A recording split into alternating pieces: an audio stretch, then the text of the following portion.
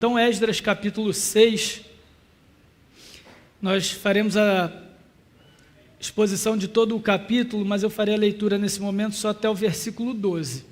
Então, acompanhem comigo, por favor, Esdras. Esdras está na primeira parte do Antigo Testamento, logo depois ali de 1ª e 2ª Crônicas. Esdras capítulo 6, assim diz a palavra do Senhor. Então o rei Dario deu ordem e uma busca se fez nos arquivos reais da Babilônia, onde se guardavam os documentos. Em Acmetá, na fortaleza que está na província da Média, se achou um rolo, e nele estava escrito um memorial que dizia assim: o rei Ciro, no seu 1º ano, baixou o seguinte decreto: com respeito à casa de Deus em Jerusalém, deve ela edificar-se para seu lugar em que se ofereçam sacrifícios. Seus fundamentos serão firmes e a sua altura de 60 côvados e a sua largura de 60 côvados, com 3 carreiras de grandes pedras e uma de madeira nova. A despesa se fará da casa do rei. Demais isso, os utensílios de ouro, prata da casa de Deus, que Nabucodonosor tirara do templo que estava em Jerusalém, levando-os para a Babilônia, serão devolvidos para o templo que está em Jerusalém. Cada utensílio para seu lugar, serão recolocados na casa de Deus. Agora, pois, Tatenai, governador da além do Eufrates, Setar-Bozenai e seus companheiros, os Afarsaquitas, que estáis para além do rio, retirai-vos para longe dali. Não interrompais a obra desta casa de Deus, para que o governador dos judeus e os seus anciãos reedifiquem a casa de Deus no seu lugar. Também por mim se decreta o que haveis de fazer a estes anciãos dos judeus, para que reedifiquem esta casa de Deus, a saber, que da tesouraria real, isso é, dos tributos da além do rio, se pague pontualmente a despesa a esses homens, para que não se interrompa a obra. E também se lhes dê dia após dia, sem falta, aquilo que houver mister, novilhos, carneiros e cordeiros, para o holocausto a Deus dos céus, trigo, sal, vinho e azeite, segundo a determinação dos sacerdotes que estão em Jerusalém, para que ofereçam sacrifícios de aroma agradável ao Deus dos céus e orem pela vida do rei e de seus filhos. E também por mim se decreta que todo homem que alterar esse decreto, uma viga se arrancará de sua casa, e que seja ele levantado e pendurado nela, e que da sua casa se faça um monturo. O Deus, pois, que fez habitar ali o seu nome, derribe a todos os reis e povos que estenderem a mão para alterar o decreto e para destruir a casa de Deus, a qual está em Jerusalém. Eu, Dario, baixei o decreto que se execute com toda a pontualidade. Até aqui a palavra do Senhor. Feche seus olhos, faremos uma oração mais uma vez. Senhor, te agradecemos pelo registro de Esdras aqui diante de nós e porque o Senhor já nos tem edificado enormemente através desse livro. Mais uma vez pedimos que o Senhor derrame o teu Espírito Santo sobre a tua igreja, que o Senhor aplique a tua palavra ao nosso coração, ela que é poder do Senhor para nós, que ela confira autoridade ao Senhor em nossos corações, em nossa vida, para que possamos servi-lo de todo o nosso coração. Essa é a nossa oração, em nome de Cristo Jesus. Amém. Irmãos, o livro de Esdras é dividido em 2 partes, e a primeira parte termina aqui no capítulo 6. Não sei se vocês perceberam, mas os mais atentos viram que Esdras ainda não apareceu aqui no livro, né? Esdras só vai aparecer na segunda parte do livro, a partir do capítulo 7, que estudaremos na semana que vem. Até aqui, a gente viu o início da construção, a saída do povo do cativeiro babilônico, cumprindo a profecia, cumprindo a palavra de Deus no Antigo Testamento, e agora, então, o povo retornando para Jerusalém, iniciando a sua obra. E como toda obra, como todo grande projeto na nossa vida, a construção da casa de Deus não foi simples, não foi fácil. Ela, inclusive, teve muitos atrasos aos nossos olhos. Teve oposição, teve dificuldades. E muitas vezes aquilo que nasceu na promessa de Deus para o seu povo, como a gente viu lá no capítulo 1. Capítulo 1 começa com um decreto do rei Ciro, e o capítulo 6 começa com um decreto do rei Dario. reis que não temiam ao Senhor, mas que foram levantados por Deus para que a sua palavra fosse cumprida. E ainda assim, aquele povo passou por dificuldades. A nossa vida vai ser marcada por momentos em que, mesmo quando a gente responde à palavra de Deus, mesmo quando a gente é resgatado por Deus e quando a gente está investido, quando a gente está envolvido num projeto que vem do Senhor e para a sua obra, ainda assim a gente encontra dificuldades, ainda assim a gente encontra adversários, ainda assim a gente encontra paradas, atrasos. E o texto de Esdras, capítulo 6, nos mostra que o Senhor é quem sustenta o seu povo na execução da sua obra. Esse é o tema de hoje. O Senhor sustenta o seu povo na execução da sua obra. Ele nos sustenta, nos dando provisão, tudo aquilo que nós necessitamos para cumpri-la. Ele garante que ela é realizada e fortalece o nosso coração e nos encoraja para seguir adiante. E em último ponto, nós veremos a nossa reação a isso. Que diante do sustento de Deus, diante da provisão de Deus e diante do encorajamento do Senhor, nós devemos celebrá-lo. É isso que o texto vai nos ensinar. Então, a nossa primeira parte, que é justamente aquilo que lemos agora, dos versículos 1 ao 12, Deus nos mostra aqui no registro de Esdras que ele executa e sustenta a sua obra através da sua providência. Como eu disse, é a segunda vez no texto de Esdras que Deus move o coração de alguém que não o teme para cumprir a sua palavra. E ao contrário daquele registro que a gente teve no primeiro capítulo de Esdras, esse aqui nos dá um pouco mais de detalhes. A gente teve o primeiro registro de Ciro, exigindo, dando como lei para que o povo retornasse do exílio para Jerusalém, para reconstruir a cidade e reconstruir o templo. E naquela época, inclusive, Ciro fez uma listagem de todos os utensílios que Nabucodonosor tinha tirado, e aqui eles aparecem de novo. E a gente viu, nos últimos 5 capítulos, as dificuldades que esse povo teve. Ele começou a construção, se levantaram opositores, a obra foi parada, e em seguida passaram-se muitos anos, a obra se iniciou novamente, até que um grupo se levantou contra o povo de Deus novamente para interromper a obra, e ainda envolveu o governador daquela região, o governador persa daquela região, Tatenai. E Tatenai, então, no capítulo 5, envia uma carta a Dario, o então rei atual, o primeiro rei, o rei do capítulo 1 já havia morrido, para então uma consulta ao rei se aquilo ali era válido, se aquela construção deveria continuar. Dessa vez o povo não cessou a construção.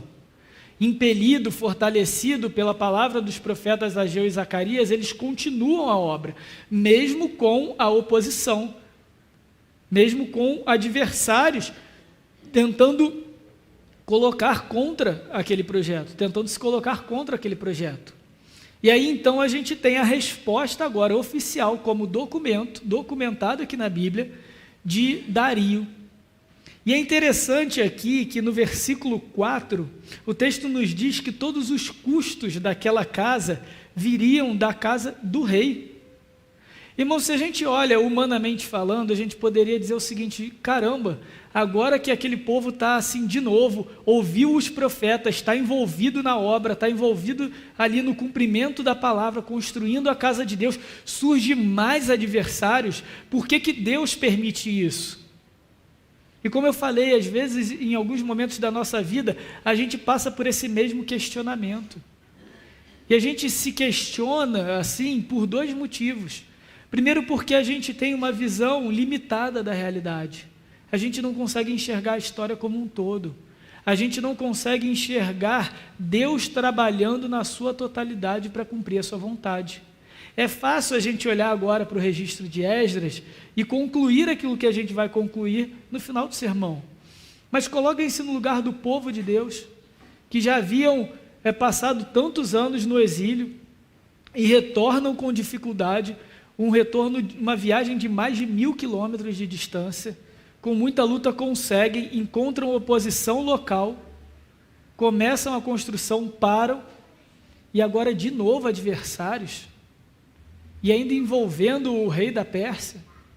Mas se a gente olha a resolução aqui no versículo 4, por que os custos, o financiamento da casa de Deus, do templo de Deus, vieram do rei da Pérsia? Porque Ciro já havia colocado isso nos seus documentos. Mas esses documentos, irmãos, nunca chegariam nas mãos de Dario se não houvesse se levantado oposição contra aquela construção. Vejam, Deus permite essa adversidade, Deus permite essa oposição para que então os documentos reais fossem buscados e toda a providência necessária, todo o sustento necessário para a construção daquela casa fosse dado pela mão do rei. Então Tatenai chega, escreve uma carta, de repente imaginando que o rei Dario iria acabar de vez com aquela construção. Não, agora eu vou acabar com aquela farra. E pelo contrário, Dario não só confirma a construção, olha, eles podem continuar, como inclusive agora todos os custos têm que sair da casa do rei. E se a gente olha a sequência do texto que a gente acabou de ler, ele viria dos impostos daquela região, ou seja, dos cofres do próprio Tatenai. Então aquele que se levantou oficialmente contra a obra do Senhor, na verdade era só mais uma ferramenta, só mais um instrumento para que Deus sustentasse o seu povo. Mas a gente só consegue ver isso quando esse capítulo acaba. Se o livro foi escrito por Esdras, e provavelmente o foi, nós entendemos assim, quando Esdras escreve isso, registra isso para nós, isso já havia acontecido. Então é muito fácil para nós enxergarmos isso, mas quando isso acontece no nosso dia a dia, a gente tem dificuldade. E o primeiro ponto aqui do nosso texto, irmãos, é que Deus sustenta-nos na execução da sua obra. E ainda que haja momentos de adversidade, haja momentos de dificuldade, haja momentos em que apareçam opositores, a nossa confiança deve estar no Senhor da história. Se é algo muito marcante desde o capítulo 1, no livro de Esdras, é que o nosso Deus é o Deus da história, que faz com que todas as coisas concorram para o cumprimento da sua palavra. Isso tem que estar muito claro no nosso coração, isso tem que estar muito claro na nossa vida, porque vão haver momentos de adversidade. Vão haver momentos em que os adversários vão se levantar, e muitas vezes quando nós queremos fazer coisas diretamente relacionadas à obra de Deus.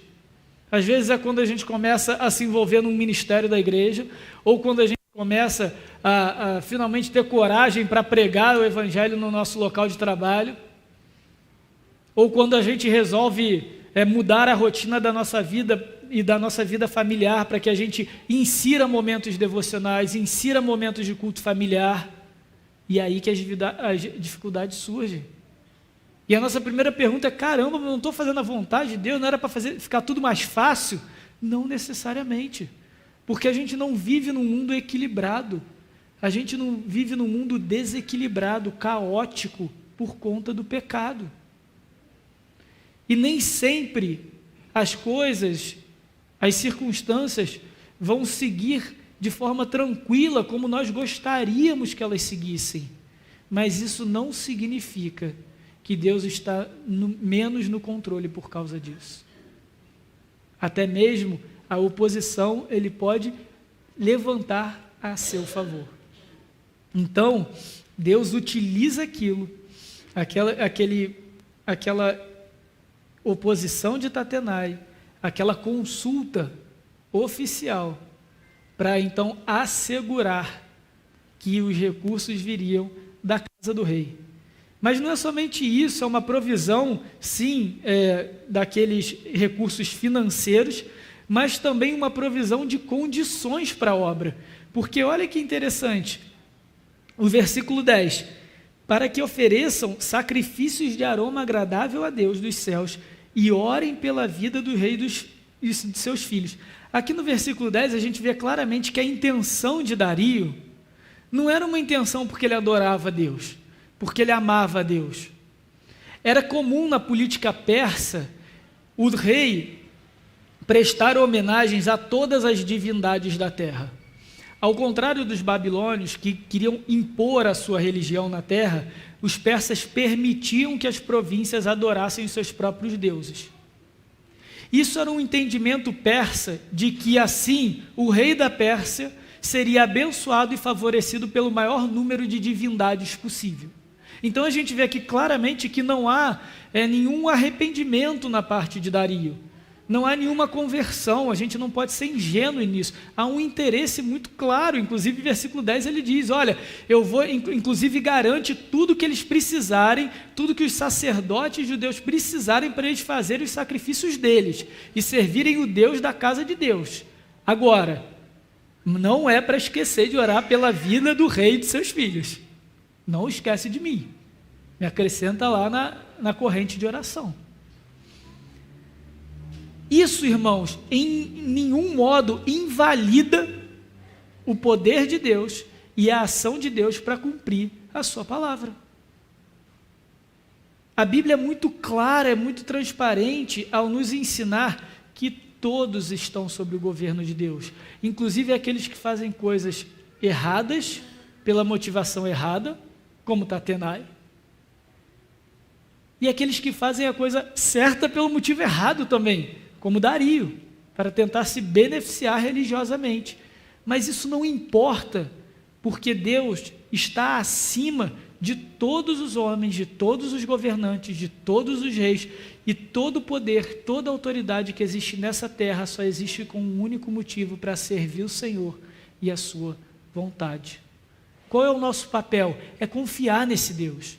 É confiar nesse Deus que rege a história, é confiar nesse Deus que é fiel à sua própria palavra, é confiar nesse Deus que vai sim garantir que o seu povo tenha tudo o que ele precise para adorá-lo da forma que Deus quer que ele adore, inclusive utilizando um rei pagão com motivos egoístas. Então, aqui Dario garante que o dinheiro necessário para a compra dos materiais e para o pagamento da mão de obra, digamos assim, seja garantido pelo próprio tesouro real, que a provisão inclusive dos sacrifícios aconteça para garantir que a obra, que todo aquele processo se mantenha, digamos assim, aos olhos de Dario abençoado por Deus. Mas é interessante também que agora, através de Dario, do rei pagão, e por causa dos adversários que se levantaram contra Deus, Deus garante a segurança da obra.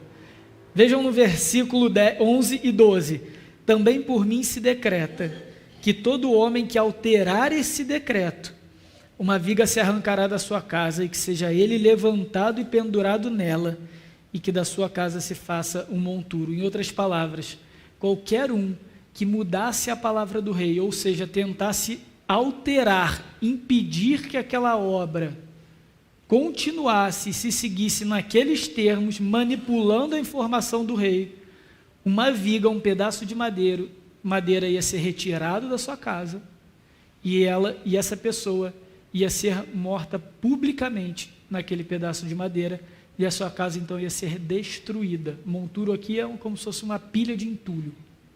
Então ela seria destruída, ia ser derrubada completamente. E em versículo 12, o Deus, pois, que fez habitar ali o seu nome, derribe a todos os reis e povos que estenderem a mão para alterar o decreto, para destruir essa casa de Deus, a qual está em Jerusalém. Eu, Dario, baixei o decreto e que se execute com toda pontualidade. Ou seja, Dario agora dá os recursos financeiros, dá os recursos para a vida espiritual do povo e ainda garante a segurança. Ai daquele que se levantar contra o povo judeu na construção da casa do Deus deles. Vai ser executado pelo próprio rei persa. Essa é a forma que Deus encontrou de utilizar o rei persa para proteger o seu povo até a finalização, até a construção do seu templo. Então aqui Deus sustenta a execução da sua obra, das maneiras mais ordinárias e inesperadas possíveis. Isso é importante a gente lembrar sempre, que é no nosso dia a dia, são nas circunstâncias ordinárias, nas circunstâncias cotidianas que Deus opera, que Deus trabalha, que Deus sustenta a sua obra, que Deus sustenta o seu povo na execução da sua obra. E às vezes a gente fica esperando uma mensagem dos céus, uma grande mudança na nossa vida, uma visão, ou algo assim, quando na realidade as circunstâncias estão diante dos nossos olhos. E tudo que a gente precisa é acordar, é seguir adiante, é ir para o trabalho, é cuidar da nossa família, é vir à igreja, servir ao Senhor no nosso dia a dia, no nosso cotidiano, na nossa normalidade. Cristo nos ensinou isso quando Ele veio a primeira vez, quando Ele encarnou. Ele era um homem comum, a ponto de muitos o confundirem. Ele não veio com toda a glória, com toda a pompa que os judeus da época, que os fariseus esperavam que Ele viesse. Ele veio no dia a dia, Ele veio de forma comum.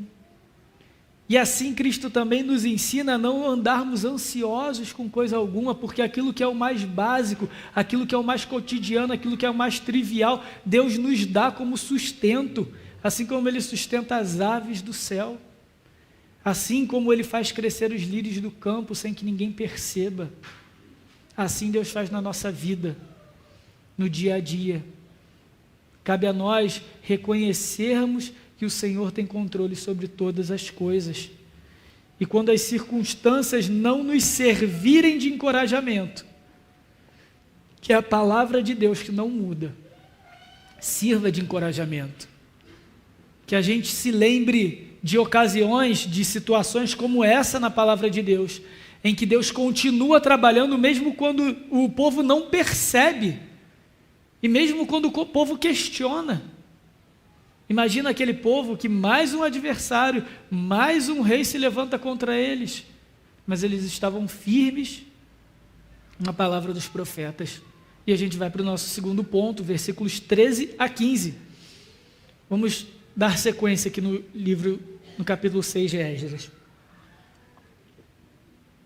Então Tatenai, governador daquém do Eufrates, Setar-Bozenai e seus companheiros, assim o fizeram pontualmente, com urgência, na hora, sem titubear, segundo decretara o rei Dario.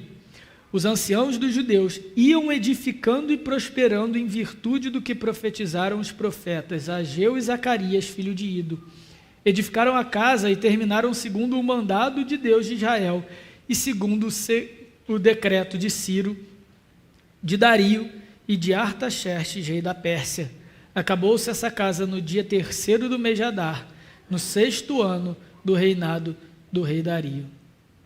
Versículo 14, irmãos, aqui na construção verbal desse texto, nos mostra que depois que os profetas Ageu e Zacarias se levantaram e chamaram a atenção do povo para que retornassem à edificação da casa de Deus, eles nunca mais terminaram até a sua conclusão. É por isso que aqui diz que os anciãos iam edificando e prosperando em virtude do que profetizaram os profetas. Iam edificando, eles nunca pararam. Depois que eles retomaram a obra, eles nunca pararam. E é interessante como a palavra de Deus nos coloca aqui, agora, o que realmente aconteceu. E não os eventos históricos. Mas por que eles iam edificando e prosperando? Foi porque agora eles tinham, mais uma vez, o decreto oficial do rei? Não, porque eles tinham agora, em virtude daquilo que profetizaram os profetas Ageu e Zacarias. O texto nos informa que os construtores prosperaram na construção, e esse prosperar aqui é avançar com êxito na construção, não por causa de uma ajuda humana, mas por causa da mão do Senhor ali. Inclusive no final do versículo 14, na segunda metade, Esdras diz aqui, edificaram a casa e a terminaram segundo quem? O mandado de Deus. E aí o texto continua. E segundo o decreto de Ciro, Dario, Artaxerxes, a forma de Esdras nos dizer o seguinte: olha só, esses decretos humanos, todos eles, na realidade, estavam obedecendo ao único e grande decreto daquele que é o único e verdadeiro Deus. Foi por conta do decreto de Deus, do mandato de Deus, que todos esses reis executaram os seus decretos e a obra nunca mais parou depois que ela voltou pela segunda vez. Então, nós vemos que os líderes seguiram a construção, não porque as circunstâncias estavam favoráveis, porque na segunda vez, quando eles retomaram a obra, eles tinham ainda a oposição, eles tinham os adversários, nós vimos isso no capítulo 5, mas porque agora eles estavam firmados na palavra dos profetas, independente daquilo que acontecesse ao seu redor. E pela graça do Senhor, pela bondade de Deus, Deus levantou homens para que favorecessem o término da obra. Mas se ainda assim não houvesse favor dos homens, aqueles homens continuariam, os líderes continuariam a obra. O profeta Ageu, um desses que incentivou o povo, fortaleceu o povo com a sua palavra, no capítulo 2, no versículos 4 e 5, ele registra o seguinte: ora, pois ser forte, Zorobabel, o líder judeu da época, diz o Senhor, e ser forte, Josué, filho de Josadaque, o sumo sacerdote, e tu e todo o povo da terra ser forte, diz o Senhor, e trabalhai, porque eu sou convosco, diz o Senhor dos exércitos, segundo a palavra da aliança que fiz convosco quando saíste do Egito, o meu espírito habita no meio de vós, não temais. A força daquele povo para dar sequência na obra, apesar das adversidades, apesar dos seus opositores, vinha da própria palavra de Deus. E como é que Deus fortalece seu povo? Com a sua palavra. E o que a sua palavra diz aqui?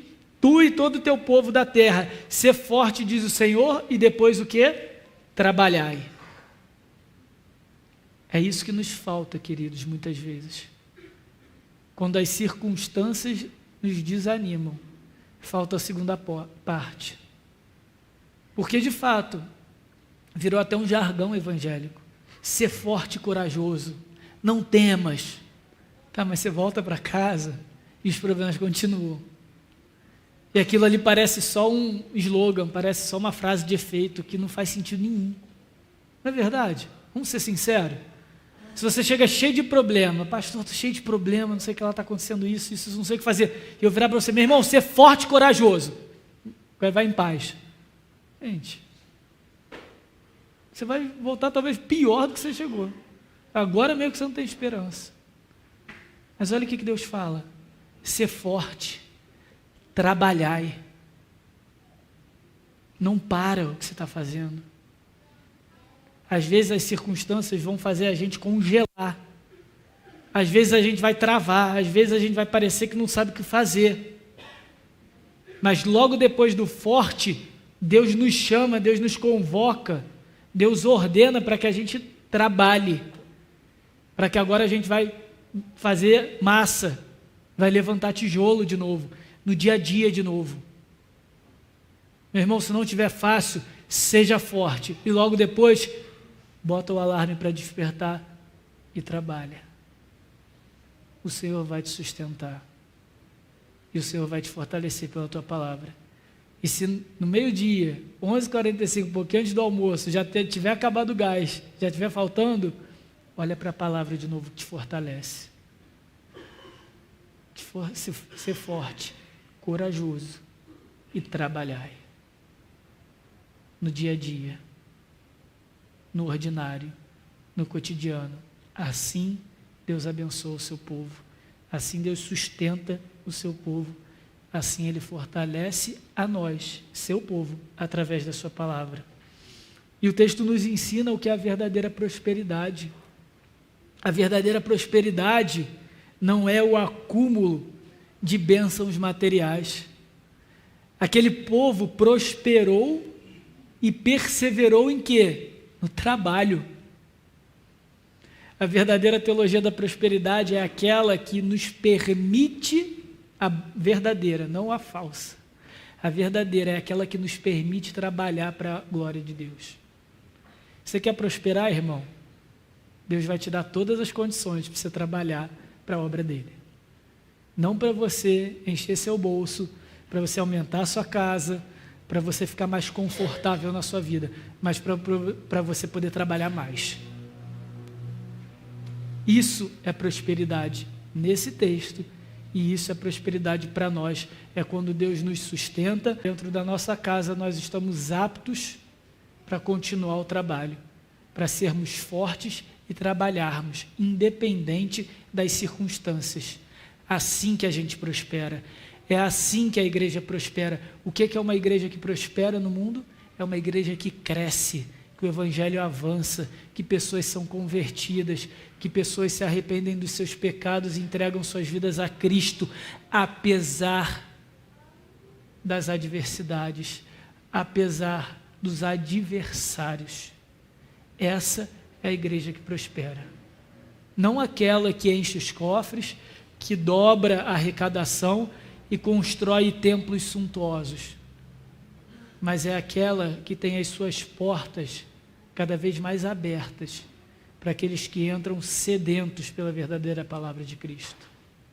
É para aqueles que querem edificar o templo. O Senhor nos chama e fortalece a sua igreja para trabalhar assim como os judeus o fizeram. E certamente as circunstâncias não vão ser fáceis. Dificilmente elas serão fáceis. Na verdade, é a exceção à regra, que tudo coopere de forma visível, material e humana. Tudo coopera sim para o bem daqueles que temem a Deus. Mas esse cooperar nem sempre é através de circunstâncias que aos nossos olhos são favoráveis. E a gente precisa ter consciência disso. Hoje, queridos, nós não temos um templo físico para construir. As nossas adversidades são outras. Mas nós fazemos parte de um templo espiritual. Nós somos igreja de Cristo. E o apóstolo Pedro, na sua primeira carta, nos diz que somos pedras vivas de um edifício que é construído sobre aquele que é pedra viva, pedra angular. Portanto, nós temos sim um templo a construir. Nosso corpo é templo do Espírito, mas cada um de nós aqui, unidos na comunhão do Espírito, formamos um único templo. E assim, Cristo se faz presente na sua igreja. Quando nos reunimos e na nossa reunião, na nossa unidade, na unidade daqueles que o adoram, nós servimos de templo para a presença do Deus vivo nessa terra. É o que a gente está fazendo aqui agora. Olha o que o apóstolo Pedro nos diz no capítulo 2, versículos 4 e 5. Chegando-vos para ele, Cristo, a pedra que vive, rejeitada assim pelos homens, mas para com Deus eleita e preciosa.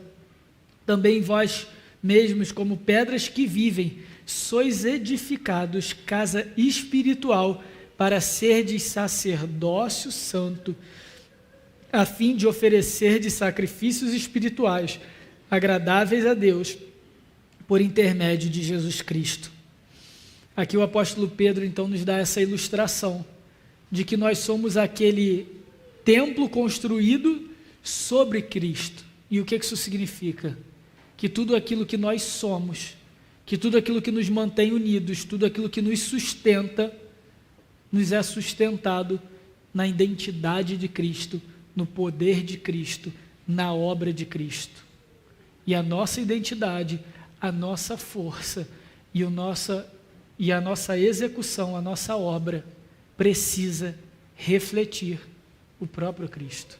Assim a gente edifica a casa.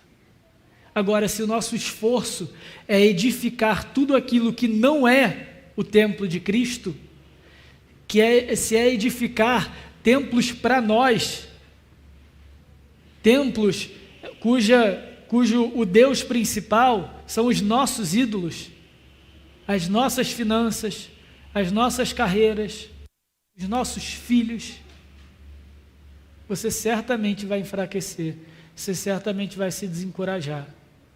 Porque Deus encoraja a sua igreja no exercício da sua obra. Ele não nos encoraja para que façamos qualquer coisa com a nossa força. Ele nos encoraja para que façamos a sua vontade.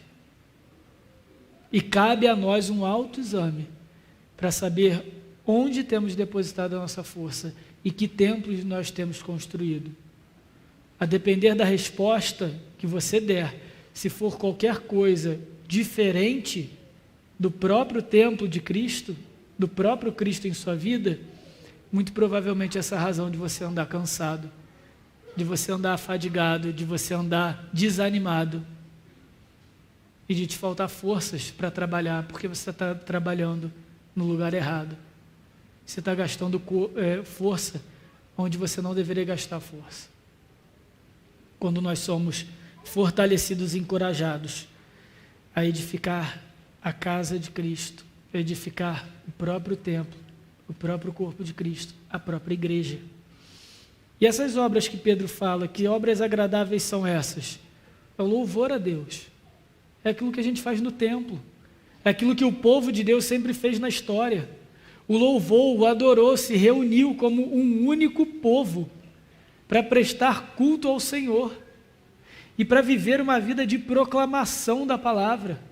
E essa proclamação certamente é verbal, como eu faço aqui e como vocês devem fazer todos os dias, mas também é uma proclamação moral, ou seja, a partir da nossa postura, a partir da nossa conduta.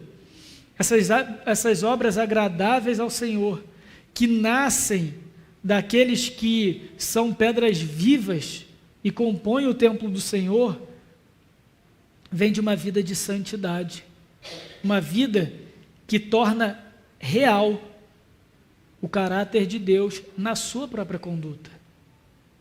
A santidade é a gente tornar realidade na nossa conduta diária aquilo que Deus é no seu caráter em toda a eternidade.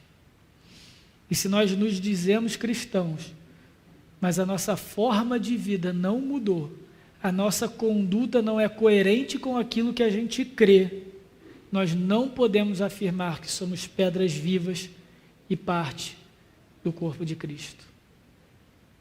Por outro lado, se nós somos verdadeiramente cristãos, nós reconhecemos e vemos e confiamos que Deus, então, primeiramente, nos sustenta na execução da sua obra, independente das circunstâncias, que Ele nos fortalece através da sua palavra para que a gente trabalhe na sua obra. E agora, como é que a gente responde a isso? Qual é a nossa reação? Qual é a nossa postura? Como nós devemos viver diante disso tudo? É o terceiro ponto do nosso texto, versículos 16 a 22. Nós, o povo de Deus, respondemos ao Senhor com dedicação. Versículo 16: os filhos de Israel, os sacerdotes, os levitas e o restante dos exilados celebraram com regozijo, com alegria, a dedicação desta casa de Deus. Para a dedicação dessa casa de Deus, ofereceram 100 novilhos, 200 carneiros, 400 cordeiros e 12 cabritos, para oferta pelo pecado de todo o Israel, segundo o número das tribos de Israel. Estabeleceram os sacerdotes nos seus turnos e os levitas nas suas divisões, para o serviço de Deus em Jerusalém, segundo está escrito no livro de Moisés. Ou seja, a dedicação ao Senhor, agora que a obra estava pronta, então todo aquele povo se reúne como um único povo para servir a Deus em dedicação, para se dedicar a Deus. E eles fazem isso com alegria. Certamente a gente deve celebrar as conquistas que temos na nossa vida, porque essas conquistas, as coisas boas que a gente adquire na vida, as nossas vitórias pessoais, individuais, familiares, elas são boas, são dádivas do Senhor, a gente precisa se alegrar nisso, mas a nossa verdadeira alegria precisa ser a nossa celebração diante do Senhor. E acaba sendo que a nossa celebração e a nossa dedicação a Deus não nos traz tanta alegria quanto aquilo que recebemos de Deus. Isso é um pouco de fruto, isso vem um pouco do nosso espírito, do espírito do nosso tempo, um tempo materialista.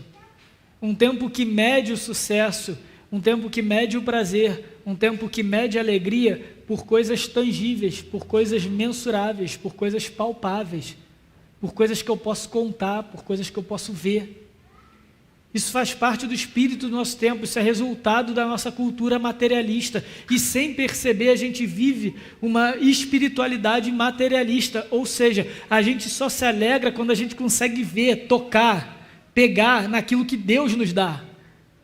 É lógico que a gente tem que se alegrar com as coisas que Deus nos dá, mas a gente tem que se alegrar também na dedicação que a gente oferece a Deus, naquilo que Ele fez na nossa vida, naquilo que nós somos diante dEle.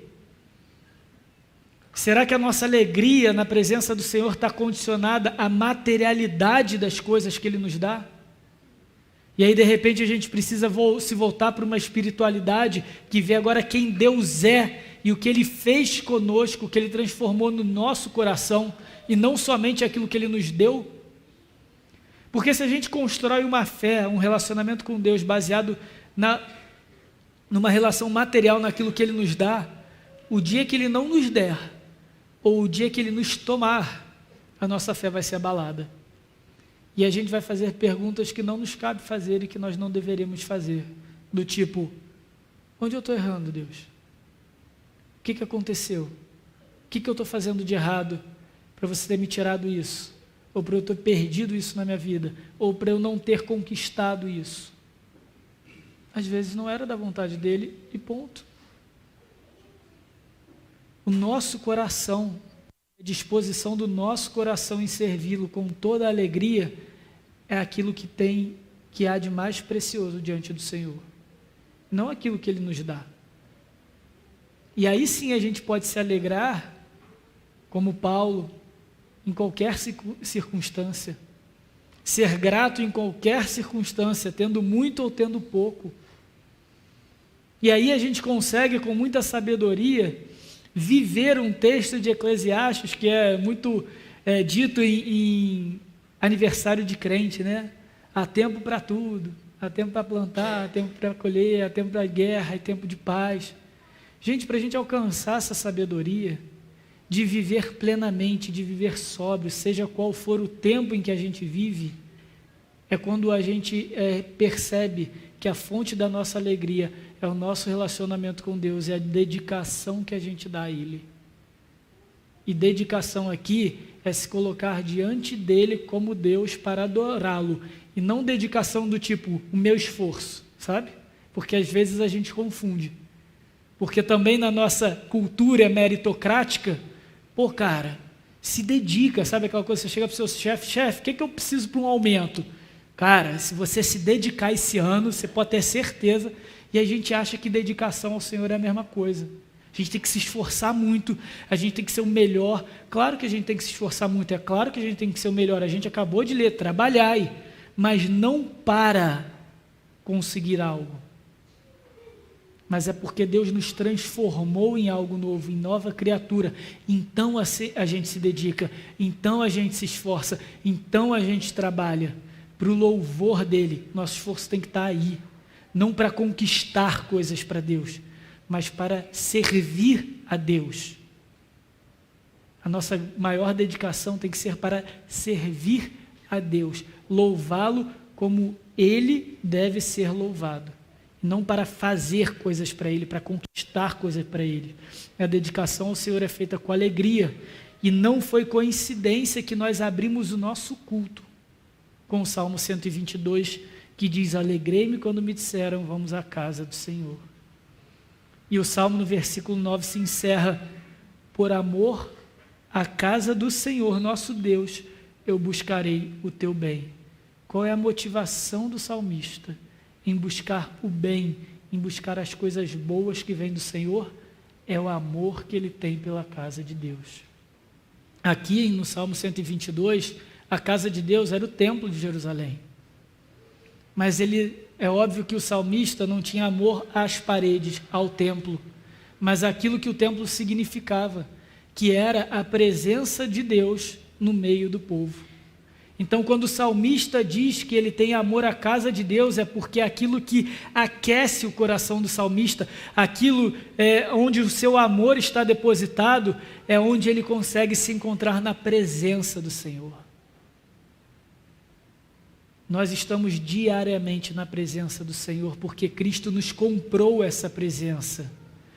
Nós já vimos isso quando fizemos uma exposição num texto de Hebreus. Cristo nos comprou acesso direto, imediato, sem mediador, à presença do Senhor. E agora nessa presença a gente deve se alegrar e deve ter amor.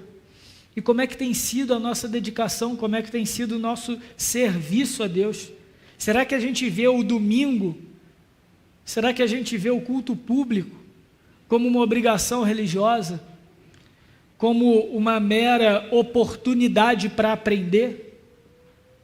Porque se o culto for apenas uma oportunidade para você aprender, irmão, você consegue fazer isso na sua casa, no YouTube. E isso daqui não é comunhão, isso vai ser um exercício intelectual. E no dia que você não aprender ou julgar que eu ou qualquer outro pastor já não possa mais ensinar algo novo para você, você vai procurar outro mestre para você. Porque o seu relacionamento com a dedicação de Deus, a sua dedicação a Deus é intelectual. E muitas vezes, e muitas pessoas são convencidas pelo Evangelho, mas elas não são convertidas pelo Evangelho. Elas são convencidas pelos bons argumentos calvinistas, mas elas não são convertidas pela necessidade de um Salvador que nos resgata, apesar da nossa escravidão do pecado. O nosso culto ao Senhor é todo sobre isso, sobre um povo que antes não era povo e agora é povo de Deus. Um povo que não tinha misericórdia, mas que alcançou a misericórdia de Deus.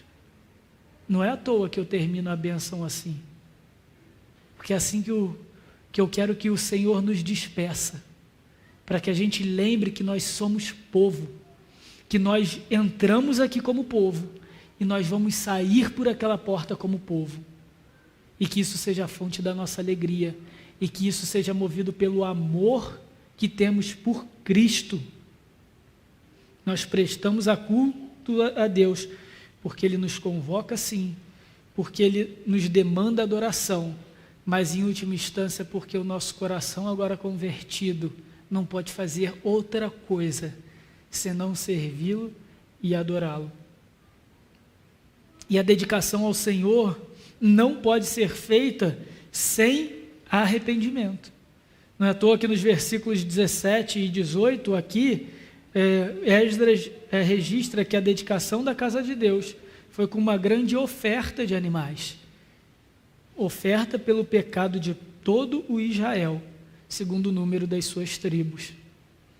Então a gente percebe que aquela dedicação ao Senhor, aquela alegria, aquela celebração, não era só mais uma festa porque eles conseguiram construir o templo, mas era uma celebração, era uma dedicação porque agora eles reconheciam que Deus mais uma vez os reuniu como povo e estava na presença deles de novo, representado pelo templo físico. Então o que é que eles fazem?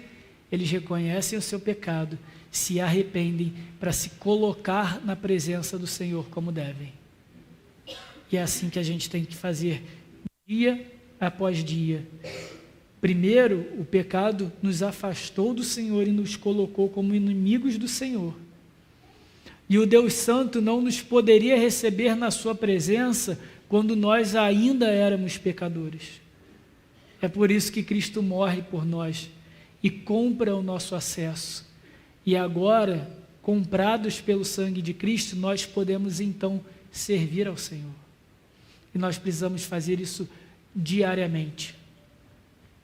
A ceia que nós vamos em breve participar é uma lembrança dessa realidade que os sacrifícios animais do Antigo Testamento apontavam, simbolizavam.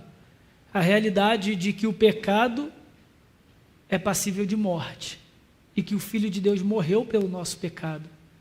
E é por causa da morte que nos representa que a gente tem vida em Cristo Jesus. O Senhor nunca recebe adoração sem antes haver arrependimento, confissão de pecados e pagamento pelo pecado. A gente não está aqui adorando porque agora a gente é santo pelos nossos méritos, porque a gente matou ovelhas e bodes e nós compramos a nossa entrada aqui. Mas é porque Cristo comprou o nosso acesso. Sempre que você entrar para prestar culto ao Senhor, lembre-se que você só está sentado nesse banco, fazendo as suas orações, adorando, porque Cristo morreu por você. Tem sangue de Cristo nos cobrindo nesse momento, para que a nossa oração seja ouvida, para que as nossas músicas, os nossos louvores sejam aceitos, para que a palavra faça morada no nosso coração, para que a gente saia dessa porta transformados, mas ainda povo do Senhor. E finalmente, a dedicação ao Senhor demanda santidade. E os últimos versículos do 19 ao 22, nós vemos que o povo celebrou a Páscoa. Os que vieram do cativeiro celebraram a Páscoa no dia 14 do primeiro mês, versículo 19. Versículo 20. Porque os sacerdotes e os levitas se tinham purificado como se fossem um só homem. Vejam a unidade do povo de Deus, daqueles que representam o povo no serviço a Deus. Os sacerdotes e os levitas se tinham purificado como se fossem um só homem e todos estavam limpos. Mataram o cordeiro da Páscoa para todos os que vieram do cativeiro, para os sacerdotes, seus irmãos e para si mesmos. Assim comeram a Páscoa os filhos de Israel que tinham voltado do exílio e todos os que, se unindo a eles, se haviam separado da imundícia dos gentios da terra para buscarem o Senhor Deus de Israel. Celebraram a festa dos pães asmos por 7 dias com alegria, porque o Senhor os tinha alegrado, mudando o coração do rei da Síria a favor deles, para lhes fortalecer as mãos na obra da casa de Deus, o Deus de Israel. Queridos, o texto se encerra com uma descrição da santidade prática do povo. Aquele povo que foi separado por Deus na eternidade como propriedade exclusiva de Deus, agora se separava das outras nações. Olha o versículo 21. Eles haviam se separado da imundícia dos gentios da terra. Santidade é sinônimo de separação. E a santidade é a chave para a gente compreender todo o capítulo 6 de Esdras. Porque existe um povo na eternidade que foi comprado por Cristo, foi separado para ser santo, não porque ele é santo, não porque Deus viu no futuro aqueles que seriam santos, mas porque Deus decretou na eternidade aqueles que ele transformaria em santos. É porque existe um povo separado assim, que Deus moveu a história da Pérsia, 3 reis, 3 dinastias, para que o povo no cativeiro saísse do cativeiro e construísse o templo e adorasse ao Senhor como lhe é devido, de forma diferente e única de todos os outros povos. É porque Deus fortalece e sustenta o seu povo que nós somos santos, nós somos separados por Deus. E é porque nós somos santos, é que o Santo de Israel, Cristo Jesus, nos derramou o seu próprio Espírito, para que aquilo que Ele nos declarou justos, agora fosse feito no nosso dia a dia. Então, nós declarados justos, nós declarados santos, nós fôssemos então santificados, transformados, dia após dia, no nosso cotidiano, na nossa rotina, em alguém, em um povo que é a semelhança de Cristo. É porque a gente foi separado e santificado pelo sangue da cruz, de Jesus na cruz, que nós podemos nos dedicar ao Senhor, e é por essa mesma separação que a gente recebe o Espírito Santo. É porque a gente é povo santo do Senhor, separado para ser propriedade exclusiva do Senhor, que a gente pode permanecer firme na obra, que a gente pode reconhecer que é o Senhor quem nos sustenta em tudo que a gente faz, mesmo quando as circunstâncias não cooperam para a nossa força, quando as circunstâncias não cooperam para a nossa fé. O Deus da história nos sustenta. O Deus da história nos fortalece, Ele nos deixou a sua palavra para isso. E o Deus da história nos separou, nos santificou, para que a gente com alegria dedicasse a nossa vida, separasse a nossa vida dia após dia, como Ele fez na eternidade conosco. E é assim que a gente precisa viver os nossos dias. É assim que a gente vai viver uma vida que não é entregue ao medo, que não é entregue ao desespero, que não é entregue ao tédio, que não é entregue à falta de motivação, porque agora a gente sabe quem é a nossa motivação, a gente sabe o porquê a gente está aqui, a gente sabe quem nos fortalece e qual é o objetivo da nossa vida, que é dedicar a nossa vida, realizar as boas obras, viver para o louvor do Senhor, até que a gente tenha o reino chegado de Cristo por toda a eternidade. E assim o Senhor nos fortalece, assim o Senhor fortalece a sua igreja. Fechem seus olhos, vamos orar. Senhor, te louvamos pela tua palavra, porque a tua palavra, antes mesmo de ter sido registrada, já foi cumprida na eternidade, e na eternidade o Senhor separou um povo para si, como propriedade exclusiva do Senhor, povo este do qual nós fazemos parte hoje. Te louvamos, Senhor, porque a tua mesma palavra, agora então registrada na Escritura, nos fortalece o Espírito.